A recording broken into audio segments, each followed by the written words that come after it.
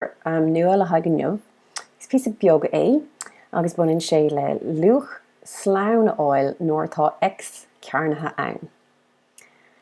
So feic an seo mátá ex corm le trí, tá ex cearnatha corm le trí fá trí sin in é. Agus mátá ex corm le trí tá cathair fá ex cearnatha corm le cathair fá ex. So sin cathair fá trí fá trí, which is cathair fánaí corm leis trocha sé. Agus seo sampla. So mátá dó ex cearnatha luúda sé ex móda seach agat.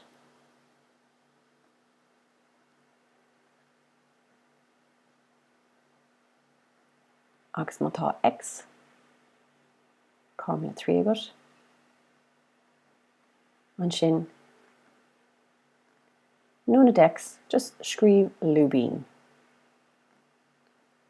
Agus gach uair atá ex ann, scríb isteach 3. Okay, agus rinne méid rúd faoi seo. Okay, so it's an dó ex cearnatha sa dó fá 3 cearnatha. Luúda sé fá 3 móda seacht. So inis, tá sé sin corm le dó fá 3 cearnatha ar dtús. So sin 9, luúda 18 móda seacht. Dó fá 9 sin 18, luúda 18 móda seacht, 18 luúda 18, so tá tú fáca le seacht mar freagra. Okay, tá sé déanta amach an seo cumach an rud céine. Okay, so go banúsach tá ag rá ibre amach na cumhachtaí roimh an iolrú. So mátá cathair ex cearnatha agat agus tá ex corm le 3, tá ag rá chuirteach bracéad in anad an ex ar dtús. Okay, agus an sin chuirteach ar 3 there. Déan an 3 cearnatha agus beag sé sin, beag tú fágad den le cathair fá 3 cearnatha sin 9.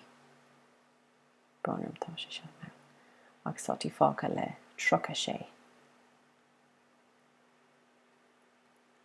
Okay, so sin sampla eile. Tá ag rá déan an cumhacht an ex cearnatha ar dtús.